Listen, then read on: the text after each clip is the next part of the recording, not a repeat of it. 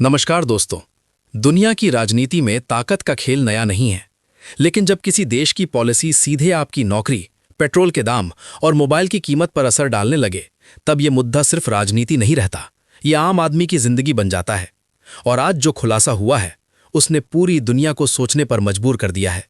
सवाल सीधा है, क्या डोनाल्ड ट्रंप की पॉलिसी ने अमेरिका का खेल कमजोर कर दिया है?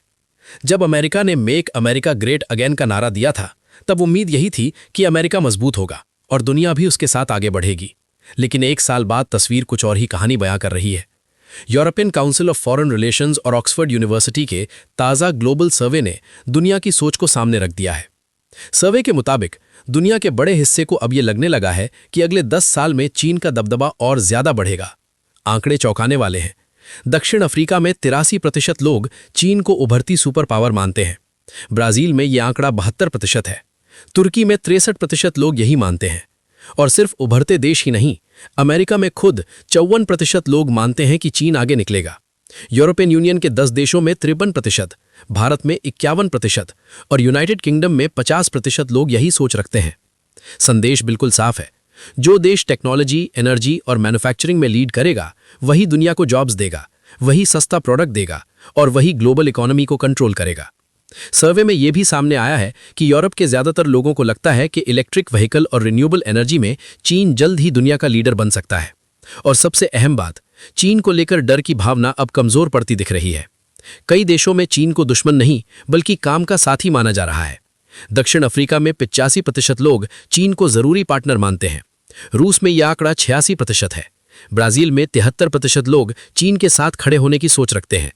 पिछले 2 साल में भारत, ब्राजील और साउथ अफ्रीका जैसे देशों में भी चीन को सहयोगी मानने वालों की संख्या बढ़ी है। यानी दुनिया का झुकाव साफ तौर पर बदल रहा है। अब दूसरी तरफ नजर डालते हैं अमेरिका पर। अमेरिका की ग्लोबल पकड़ को लेकर भरोसा कमजोर हुआ है। खुद अमेरिका समेत ज्यादातर देशों के लोग नहीं मानते कि आने वाले वक्त में अमेरिका का प्रभाव बढ़ेगा। सर्वे बताता है कि यूरोपियन यूनियन में सिर्फ 16% लोग अमेरिका को भरोसेमंद सहयोगी मानते हैं। वहीं 20% यूरोपीय नागरिक अमेरिका को प्रतिबंधी या दुश्मन की तरह देखते हैं। भारत इकलौता बड़ा देश है जहां अब भी बहुमत अमेरिका को वैल्यू और इंटरेस्ट शेयर करने वाला सहयोगी मानता है। लेकिन सबसे बड़ा झटका ट्रंप की लीडरशिप को लेकर है। ज्यादातर देशों के लोगों को नहीं लगता कि ट्रंप की दोबारा जीत अमेरिका या दुनिया की शांति के लिए अच्छी होगी। यूरोप में अमेरिका को भरोसेमंद साथी मानने का विश्वास लगातार कमजोर हुआ है। यही वजह है कि वहां 52% लोग अब खुद की सुरक्षा के लिए रक्षा खर्च बढ़ाने के पक्ष में खड़े हैं। रिपोर्ट में साफ कहा गया है कि ट्रंप की पॉलिसी का असर उल्टा पड़ रहा है।